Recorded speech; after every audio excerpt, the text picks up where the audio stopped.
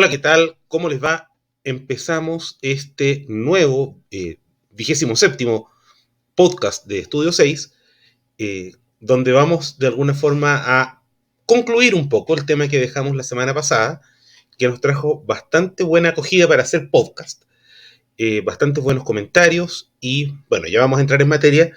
porque vamos a avanzar un poquito más en el tiempo en base también a la buena recepción que tuvo ese podcast que queremos agradecer. Esta semana no tuvimos episodio porque nos decidimos tomar un pequeño descanso. También hay que buscar temas. Ya tenemos elegido uno que tiene que ver un poco con historia, un poco con un mito y un poco con una obra de teatro. Ya lo van a ver. Esperamos estar subiendo el reclamo respectivo a redes sociales en los próximos días, pues probablemente jueves o viernes. Vamos a seguir también esta semana con nuestros shorts. Y esta semana la bebé del canal, por supuesto, es este podcast y los shorts. Tenemos uno bien interesante que pretendemos lanzar el jueves en la mañana. Pero en particular nos interesa dar este cierre, este broche de oro al tema que tratamos la semana pasada, que era los albores de la televisión en Chile, ¿no es verdad? La prehistoria, dijimos en ese momento, y ahora vamos a hablar de los primeros años de la historia. No vamos a llegar a 1978 porque es un ejercicio un poco inútil, pero sí un poco antes, unos cuantos años antes, para dejar configurado cómo fue el espectáculo o el escenario de nuestra televisión, más o menos cómo quedó tal como lo conocimos hasta fines de los 80. Pero, por supuesto, nuestra historia termina antes, ¿ya? Como siempre, antes de entrar en materia, quiero aprovechar además de agradecer, por supuesto, a nuestros auditores y telespectadores, saludar a nuestros media partners de Momento Crucial, hablemos de la realidad nacional e internacional en términos simples, a nuestros amigos también de Newen Digital, la fuerza que necesita tu negocio para crecer en Internet. Si tú tienes un emprendimiento y quieres que crezca en redes y en la web, consúltalos, newendigital.cl. Te van a ofrecer planes a tu medida para tus necesidades. Y en nuestros patrocinadores, a nuestros amigos de VBP Propiedades, gestión inmobiliaria en buenas manos. Contáctate con ellos al correo fmerilao@vbp.cl. Tanto de Newen Digital como de VBP, ustedes en los episodios del canal, hace más o menos un mes, podrán darse cuenta que están los avisos respectivos al final de cada episodio también. Los subimos en su momento a los shorts del canal. Y ahí pueden conocer y compartir esta información que les estamos dando tan abiertamente. También, como siempre, recordar que dejamos, como en todos nuestros casos, nuestro flow a disposición para quien desee hacer un aporte que nos permita ayudar al mejoramiento del canal. También, bueno, hablamos de los auspiciadores siempre. Ya hemos publicado las tarifas de publicidad en el canal.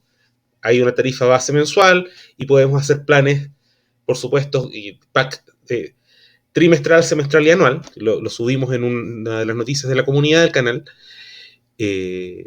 Como dijimos, tenemos nuestro Flow, tenemos nuestro PayPal, que está un poco enredado el tema, nos ha costado un poco darle publicidad, y deberíamos estar ya lanzando definitivamente otros mecanismos también para quien desea aportar desde el exterior, en caso de que así sea, que de hecho el PayPal lo tuvimos que sacar a flote por ese tema. Y nuevamente, como dijimos, dejamos todo esto disponible en la comunidad del canal, y en el caso de los auspiciadores están los shorts y está el aviso en cada uno de los últimos episodios del canal. Bueno, y como dijimos, ya entrando un poco en materia, vamos a, así como la semana pasada hablamos de la prehistoria de la televisión chilena, vale decir, desde los primeros experimentos y las primeras llegadas de aparatos televisivos, aunque fuera para mostrar material envasado desde el exterior, hasta 1962, hoy día vamos a agarrar un periodo que es más chico, pero que es relativamente intenso al respecto, que es justamente, ¿qué pasa desde el final del Mundial? El Mundial es el hito marcante, digamos, en que ya la televisión entra de lleno, hasta un evento en 1969 que va a dar la configuración que va a ser más o menos la definitiva de la televisión chilena por los siguientes 20 años, ¿ya? Entonces nuestra meta es llegar hasta septiembre o finales de ese 1969. Como dijimos, hay ciertas cosas que vamos a tener que repetir. Bueno, nuevamente vamos a usar parcialmente de base, y lo vuelvo a reiterar y lo vuelvo a recomendar, el libro Historia de la televisión chilena de María de la Luz Hurtado, que, tal como lo presentamos la semana pasada, es un libro que nos habla de cómo se formó la televisión chilena, en su caso hasta 1973, y nos habla por una parte de los esfuerzos técnicos para conformarla, algo hablamos la semana pasada de ello, de la legislación que se aplicó, que algo también hablamos y algo vamos a comentar acá, y de la programación, de cómo se enfocó la programación en Chile en ese periodo y las utilizaciones sociales e incluso políticas que tuvo la televisión chilena hasta el año 73. Nosotros nos vamos a llegar un poco antes en esta ocasión y con esto vamos a dar probablemente por concluido el tema de la historia como historia global de la televisión, sin perjuicio de que en podcasts posteriores nos refiramos a historias de programas en particular, e incluso probablemente hoy día vamos a mencionar alguno. Vamos viendo, 1962, como dijimos, Chile se transformó en el epicentro de la actividad deportiva mundial gracias al Campeonato Mundial de Fútbol, y pese a todas las limitaciones, Chile fue capaz de no solamente organizar un mundial en un país que estaba, no solamente en un país pobre, sino que además golpeado por el terremoto de mayo de 1960, sino que además fue capaz de emitir, de transmitir a través del cine fuera de Chile y dentro de Chile gracias a las antenas de televisión que tenían un rango limitado, pero que permitieron que además los chilenos que no pudieron entrar a los estadios sede del Mundial pudieran en la zona central del país ver el Mundial desde la comodidad de su hogar. Como dijimos en esa ocasión, nuestra televisión tuvo, este evento tuvo, cierto, la masificación de venta de aparatos. Antes se hacía televisión y ya habían empezado a ocupar la señal 13, el canal de la Universidad Católica, desde el 61, y la señal 9 desde sus comienzos, la señal de la Universidad de Chile. Entraba en un campo que no estaba totalmente regulado. Había un decreto de finales del año 58 que regulaba un poco de contenido, un poco la fijación de número de señal y los espacios geográficos que estaban autorizados. No estaba totalmente delimitado, quedaba en manos de la autoridad política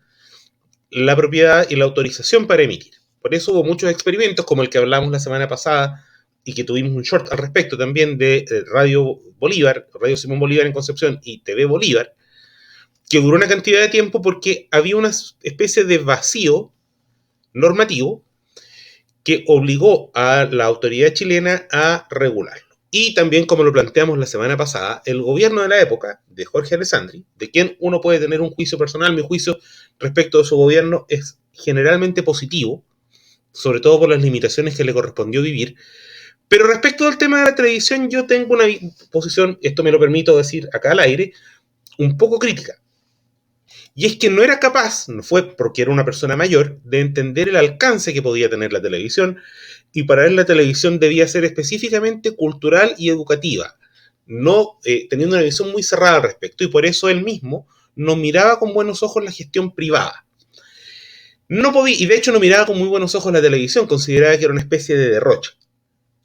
Cuando en países como Argentina o el Perú, la televisión ya era un tema que estaba consolidado y no había muchas dudas. Para él era un tema más problemático. Por esto, voy a hablar, creo que va a ser lo único normativo que vamos a hablar en este podcast, perdón. Se promovieron proyectos de ley para regular la televisión en Chile. Y el primero también es del año 63, o sea, muy poco después del fenómeno del Mundial, donde, por una parte, los congresistas de gobierno estaban mostrándose favorables a que hubiera gestión privada. El FRAP y en menor medida la democracia cristiana se oponían a esto, hablando de que la gestión televisiva debía quedar o en manos del Estado, y este es un dato bien importante para lo que va a ser el cierre de este podcast,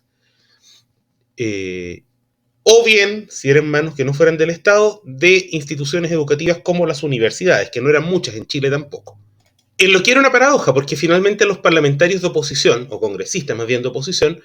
se colocaban del lado del presidente, que no era amigo de la idea de gestión privada, mientras que los congresistas de gobierno se colocaban en la vereda opuesta, hablando de que no había que ser tan cerrado y en realidad se podía tener gestión privada, bajo ciertos controles, en la televisión chilena. Triunfa la tesis, que era la del presidente Alessandri, y se señala y se fijan un número de señales, de canales, para ser entregados a la gestión del Estado, que no era capaz todavía, o por lo menos no era una prioridad para el presidente, de tener un ente nacional de radiodifusión,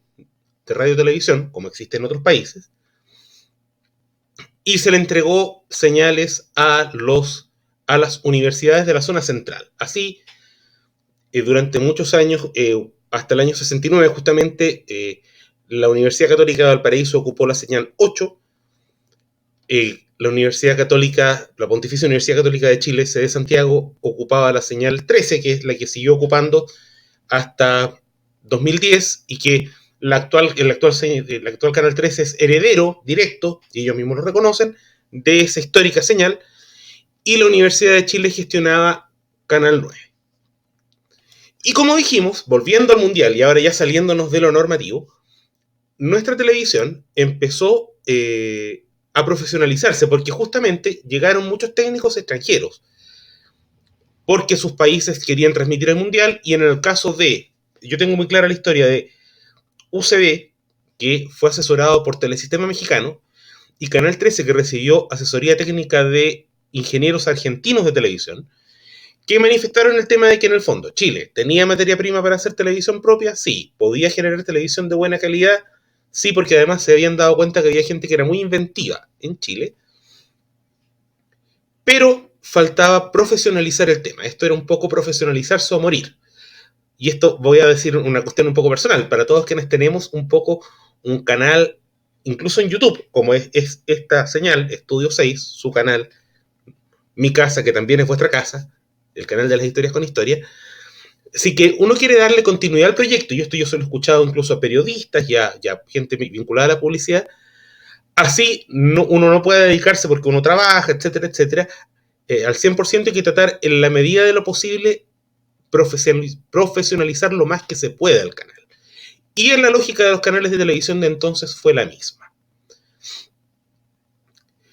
¿Qué empezó a pasar en ese minuto? Los canales empezaron a mirar también modelos desde el exterior para difundir su programación. El problema estaba, por una parte, en que no se sabía qué rol jugaban los canales en la interna universitaria. Eran gestionados desde la universidad. En teoría, en unos minutos más vamos a ver que en un caso no era tan así. Y por otra parte, un tema que no era menor: cómo financiar los canales de televisión. Porque, digámoslo, las universidades, si bien manejaban algún nivel de presupuesto, tampoco era tan alto. Y desde ese punto de vista, la gestión en tecnología, en sueldos, etcétera, etcétera, significaba tener que buscar espacios comerciales en una legislación original que no toleraba la comercialización de la televisión. De hecho, y yo lo mencioné en el podcast de la semana pasada, los canales de televisión, para financiarse, tuvieron que recurrir a mecanismos ingeniosos. Y vamos a entrar un poco en materia en esto. La televisión chilena, si bien estaba dedicada a informar y educar, y así se consideraba, y en general cumplía esa función, también se las ingenió para tener programas de entretención. Por ejemplo, en 1962 nace ni más ni menos que Sábados Alegres, que pasaría a llamarse en menos de un año Sábados Gigantes, el programa que décadas después entraría al libro Guinness de los Récords como el programa más extenso en la historia de la televisión mundial, conducido por el mítico Mario Kreuzberger, Don Francisco, en los viejos estudios de Canal 13 de Calle Lira. ¿Qué es lo interesante de esta historia? Que como no podían financiarse por publicidad, los canales se las ingeniaban para hacer publicidad. ¿Cómo? Existían programas de concurso cuyos premios, por supuesto, que eran donados por casas comerciales, y creo que lo dijimos la semana pasada. ¿Qué hacía el director? Inteligentemente, asociado con el locutor de turno, enfocaba a la cámara el premio con un bonito logo de la casa comercial que había donado el premio, y el presentador decía: bueno, y este es el hermoso premio para nuestros concursantes donado por la marca. Ante esa realidad, por supuesto que los canales de televisión finalmente se empezó a tolerar y a hacer una especie de: si yo no he visto nada, no ha pasado nada, de la autoridad respecto de la emisión de comerciales, y ya empezaron a generarse comerciales en Chile. Desgraciadamente, y esto hay que decirlo respecto de todo lo que hemos hablado y hablaremos durante el podcast de la semana pasada y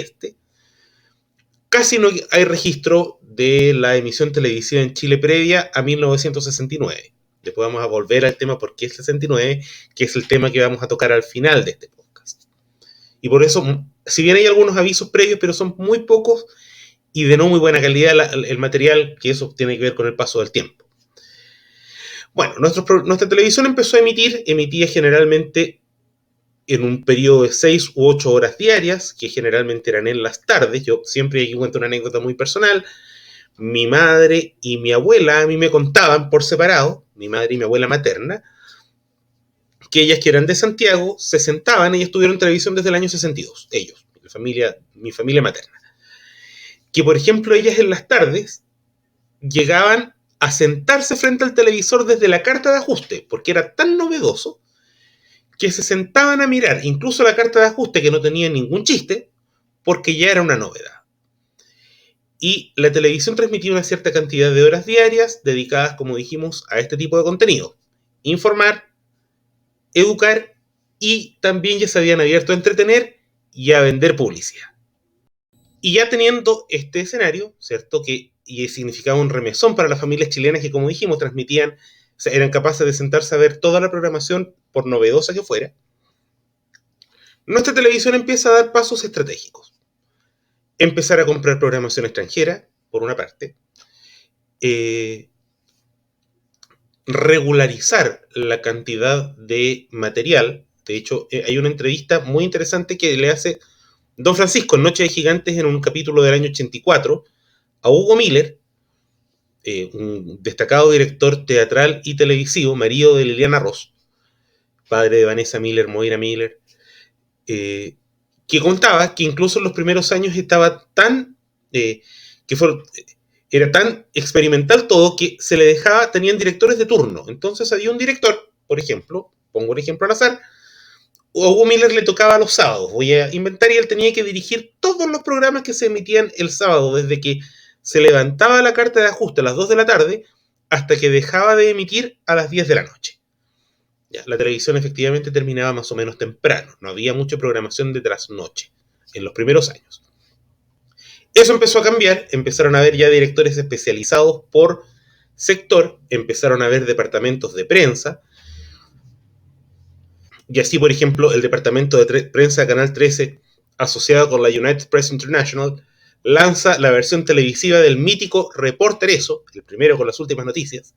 con la voz de Pepe Abad, que se transformaría en uno de los primeros locutores de fama en la televisión chilena, presentando en Canal 13 justamente un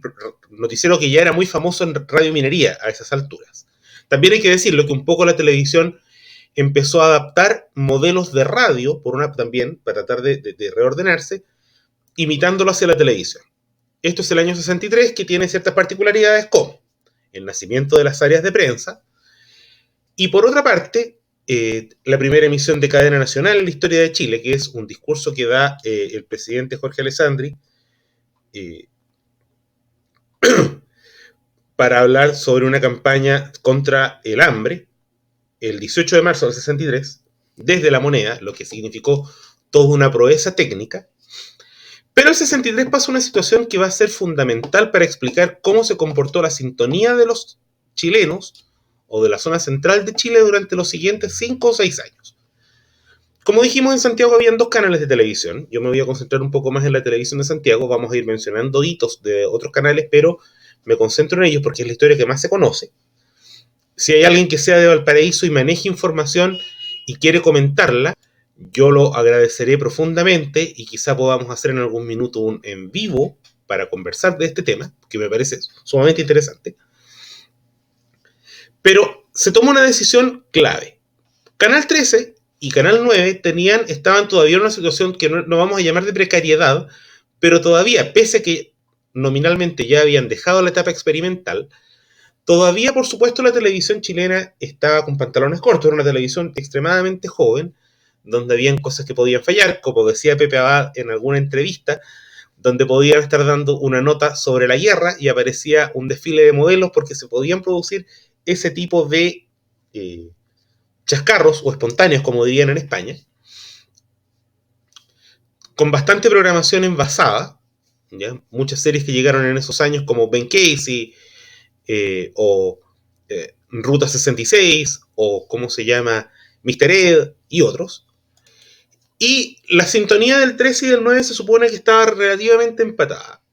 Pero Canal 9, el de la Universidad de Chile, empezó a tener cierta agitación porque no quedaba muy claro cómo administrar el canal. Y a mediados del 63, cosa que aludimos en el pasado podcast de la semana pasada, Canal 9 toma la decisión de suspender sus emisiones hasta finales de ese año, hasta diciembre. Y esa fue una decisión clave porque en ese momento Canal 13 se quedó con el total de la parrilla, con el total de porcentaje de pantalla de emisión en Santiago. Vale decir, una persona cualquiera que tenía un aparato televisivo en su casa, que quería ver televisión, en ese segundo semestre del 63, básicamente, encendía la televisión, que además hay que decirlo, o sea, no era tan fácil como hoy día donde yo puedo cambiar con un control remoto. La televisión había que levantarse para cambiarla, para encenderla y apagarla. Y ese telespectador de Santiago o de las zonas aledañas que quería ver televisión durante ese segundo semestre del 63, básicamente, o veía el 13 o veía el 13. No había más alternativa. ¿Qué significó eso? Que cuando vuelve Canal 9 el año 64, con el cambio de año, ya le habían ganado al quien vive, como quien diría, y se enfrentaba a una competencia donde entraba en desventaja con una audiencia que se había acostumbrado a mirar el 13. Y el 13 ahí adopta liderazgo total. Nuestra televisión, como dijimos, siguió emitiendo. Empezaron a ver ya lo que se llaman programas franjeados, como un programa que se llamaba Juntos se pasa mejor, que era una especie de sitcom, ¿cierto? Que fue cambiando de elencos constantemente, que tuvo varios actores que eran muy conocidos en la época, como Leonardo Perucci, Carla Christie, Mireya Kulczewski, Violeta Vidaurre, Amelia Requena y otros. Un franjeado llamado Mientras otros duermen siesta, que tuvo la presentación de Alicia Quiroga primero y después de Gabriela Velasco, que era un programa preparado para el hogar, de acuerdo a la visión social de la época, un poco para las dueñas de casa, donde se enseñaba a las mujeres a cocinar, se les presentaban espacios de moda, de conversación, música, jardinería, y que además daba teleseries, ¿ya? Y que dio una teleserie, este espacio duró como 5 años, entre 64 y fines del 69, creo, y que emitía, entre otras cosas, teleseries como Los Días Jóvenes, que fue la primera teleserie chilena, según muchos, y la mítica teleserie argentina El amor tiene cara de mujer, que tuvo muchas versiones en Argentina y en México, y que yo siempre me acuerdo porque mi madre la recuerda mucho, hasta el día de hoy, como una teleserie que ella le llamaba poderosamente la atención cuando ella era una niña o una adolescente. También tuvimos, la red televisiva empezó, por supuesto, a extenderse, empezaron a haber más antenas, tuvimos también la primera cobertura de hechos políticos relevantes, que incluso lo comentamos en su minuto en el episodio respectivo a principios de marzo, la histórica elección complementaria en Curicó de marzo de 1964, que fue tomada como el barómetro de la elección presidencial del 4 de septiembre, conocida como el Naranjazo, en Curicó, donde Canal 13 hizo el esfuerzo técnico de ir y registrar los eventos de la votación en Curicó para transmitirlos en Santiago. Y asimismo fueron cubiertos eventos como las elecciones presidenciales del 4 de septiembre del 64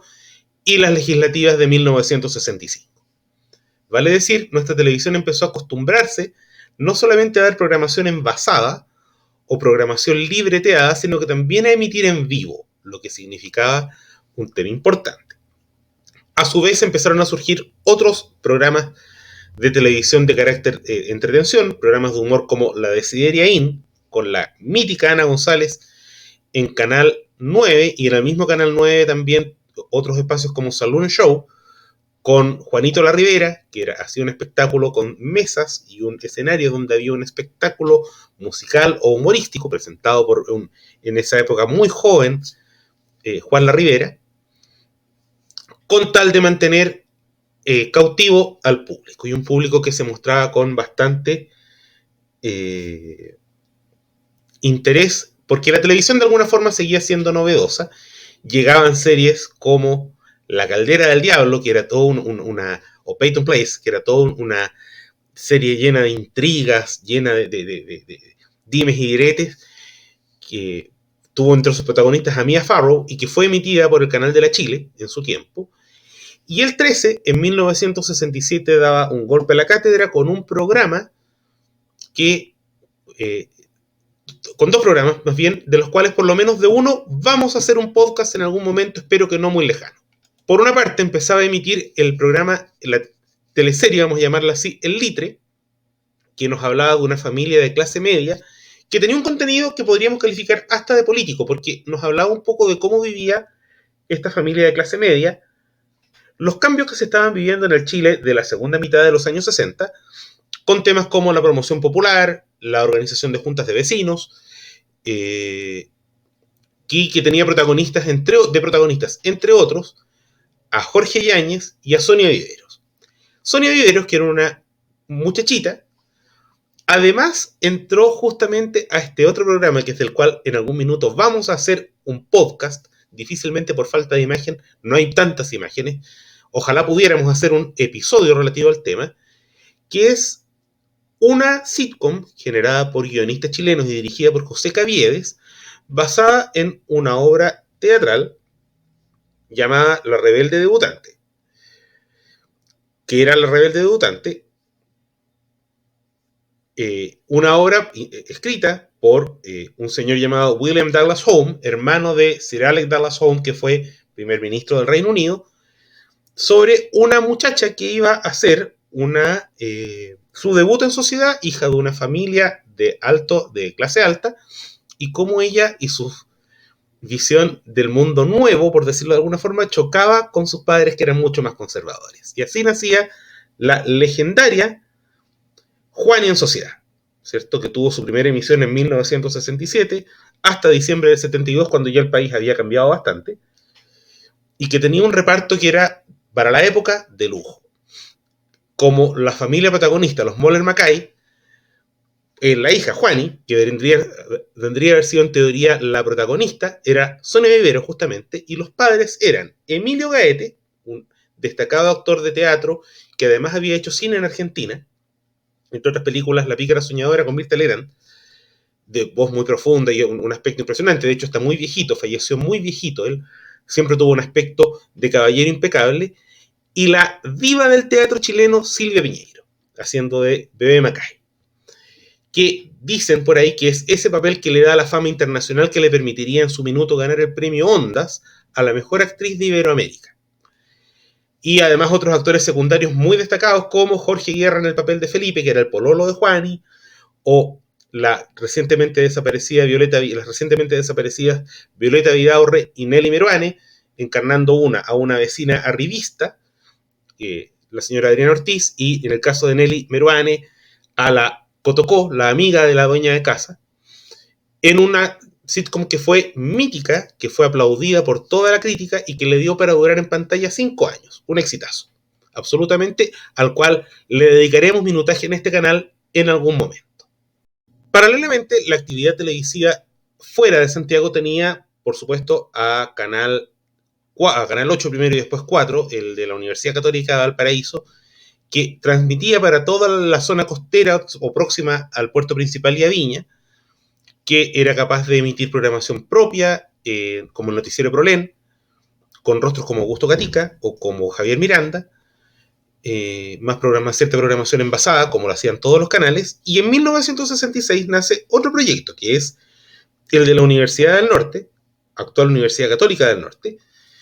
que empieza a emitir experimentalmente y luego desde el 17 de marzo del 67, si fue bien importante ese año, a través del Canal 3, televisión del Canal Norte, la que se vería suspendida luego del 69, pero que daría origen a la llamada Red Norte o Telenorte, para los que somos más viejitos, que vivimos infancia en los 80 y primeros años de los 90, la recordaremos porque se mencionaba Telenorte en programas tales como la Teletón o las preselecciones chilenas para la OTI, que se hacían en cadena, y se le mencionaba. ¿Ya? Por lo tanto, ya tenemos un periodo de tiempo que es bien interesante. Y tenemos que hacer mención también que en el caso, volviendo a Santiago, del canal 9 de la Universidad de Chile, algo que mencionamos en el episodio piloto de este canal, empezó a darse un problema, que cómo se terminó zanjando se conversa un poco en el episodio piloto y en el episodio del primer aniversario, por lo tanto no me voy a extender nuevamente en ese punto, pero que tiene que ver con la gestión del canal que empezó a manejarse desde que entra en la dirección del canal el cineasta Elvio Soto, el año 64, hasta finales de la década, empezó a transformarse en un canal que, si bien era un canal que tenía un alto nivel de calidad en su programación y mantuvo cierta sintonía, aunque desmejorada luego de ese parate de los 6 meses del 63, del segundo semestre del 63, empezó a diferenciarse cada vez más de la línea oficial de rectoría. Y claro, tenía profesionales de excelencia como Frida Modak, como el negro Carlos Jorquera, que era un destacado periodista de revista Ercilla, que después se transformaría en tiempos de Allende en el director de prensa de La Moneda, ¿cierto? U otros rostros, José Miguel Varas, pero que evidentemente su línea editorial estaba situada mucho más a la izquierda que la opinión que tenía oficialmente la rectoría, lo que, como lo vimos en esos episodios, que no es por promocionarme, pero les recomiendo que los vean para que lo entiendan, terminó generando un conflicto entre Casa Central e Inés Maturrejola, que es donde estaba situada la sede del canal, ¿ya? Y que tendría una resolución un poco dramática al respecto, o bastante dramática. Llegamos a 1968 y en 1968 pasan ciertos eventos importantes en la historia, en esta historia primigenia de la televisión chilena. Por una parte, se hace la primera emisión vía satélite hacia Chile, que esto va a ser bien importante, que es una emisión que se hizo desde la embajada chilena en Washington, donde hablaría un funcionario del gobierno norteamericano en pantalla con el embajador chileno, Domingo Santamaría Santa Cruz, y un locutor chileno, Iván Silva Cuña, hermano de Sergio Silva. Sergio Silva, uno de los también de los grandes locutores de las primeras décadas de la televisión chilena, gran relator deportivo. Además, su hermano Iván tendría a cargo la emisión de esta primera transmisión vía satélite en directo desde los Estados Unidos hasta, en el caso de él, los estudios de Canal 13. Estaba hasta hace algún tiempo en YouTube, así que si tienen la oportunidad, también recomiendo que lo vean, lo van a encontrar fome probablemente, pero es un hito histórico para nuestra televisión. Por supuesto, esto se entiende que se grabó en Estados Unidos y cuando se grabó allá, se grabó en blanco, se grabó en colores, pero acá se vio en blanco y negro. Aquí faltaban años para la llegada del color, como bien lo sabemos. Y por otra parte, el año 68 se produce, por una parte, un cambio de dirección en Canal 11, de Canal 11, Canal 9, Canal 11 va a ser su sucesor legal. Y para cerrar un poco el tema que habíamos dejado abierto hace un rato atrás, desaparece el Reporter Eso, que deja de tener programa en televisión, nace por una parte Martín al Instante, que pasa a ser su reemplazante, presentado por César Antonio Santis, que debutaba en televisión el mismo año en que además debutaba como presentador del Festival de Viña, el llamado Niño Maravilla, con una destacadísima trayectoria de 3 décadas en televisión y otro tanto más en radio, un gran personaje, el gran César Antonio Santis. Pepe Abad pasaba a Canal 9 a conducir El Continental. Y hay una anécdota muy famosa del 28 de diciembre de 1968, Día de los Inocentes, donde por una broma interna aparecieron en pantalla César Antonio Santis leyendo El Continental y su colega del Continental, Pepe Abad, leyendo Martini al Instante, en una televisión y en una época en que todo parecía ser mucho más inocente.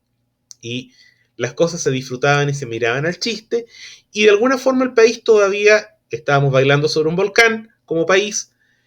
se permitía esas pequeñas licencias y esas pequeñas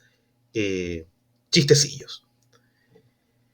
1969 significa ciertos cambios en la historia también de la televisión chilena. Por una parte, en el caso del Canal 9 ya había toda una distancia entre la dirección del canal, ya Elvio Soto había salido a esas alturas, y la rectoría, que estaba en manos ya del primer rector electo de la historia, que era Edgardo Böninger, demócrata cristiano. Hay que decirlo que hasta ese momento no habían habido grandes conflictos con la rectoría, porque el rector de la Chile, y esto también lo conté, pero lo voy a repetir un poco, era un socialista, Eugenio González, hasta el año 68. Cae Eugenio González, asume la rectoría interina el profesor Ruy Barbosa, que era de derecha, había sido ministro de Tierras y Colonización de don Jorge Alessandri, pero su rectoría no alcanzó a meter mucha mano en el canal porque fue interina, hasta la elección del profesor Böninger, que era cercano a la democracia cristiana, y que no miraba con muy buenos ojos la izquierdización del canal, lo que va a significar un problema al que ya hemos aludido, como dijimos en el episodio piloto de este canal, que ustedes lo pueden pasar a observar, y en el del aniversario, que es un poco el mismo episodio, pero inextenso. Y viene, por una parte, este evento. Por otra parte, Chile se pone los pantalones largos porque ese año emite en directo desde los Estados Unidos, con dos chilenos desde Estados Unidos, Mario Kreutzberger y don José María Navasal, transmitiendo la llegada del hombre a la luna, que fue una imagen que fue transmitida por antena desde Cabo Cañaveral hasta una antena repetidora especial ubicada en Longovilo, y que se transmitió, podríamos decir, casi en cadena y en conjunto por los dos canales 9 y 13 y la transmisión experimental de un tercer actor. ¿Y cuál es este tercer actor? En 1969, el 31 de enero, se crea una sociedad de responsabilidad limitada, propiedad de Corfo, llamada Televisión Nacional de Chile. Así nacía finalmente este ente público de radiotelevisión o de teledifusión, que ya había empezado a hacer emisiones experimentales en otras provincias, incluyendo la red austral, que ya emitía desde fines del 68, y que el 18 de septiembre de 1969 sale al aire. Y es ese momento histórico el momento en que terminamos de configurar la televisión más o menos tal como la conocimos hasta 1990, que era con las señales universitarias y ya el Estado integrado a la gestión televisiva con su señal propia, que tenía, como hemos dicho otras veces, la particularidad de ser el primer canal además que emitía, tal como decía su eslogan, desde Arica a Tierra del Fuego. Y con este tema vamos a dar un pequeño epílogo, ¿no es verdad? Que es que luego esto significaría toda una revolución en la televisión, donde el 13 entra a competir directamente con Canal 7, que era Televisión Nacional, que sigue siendo hasta el día de hoy, o hasta la desaparición de la televisión analógica, que fue el tema que motivó estos dos podcasts, y Canal 9 empezaría a hundirse en sintonía,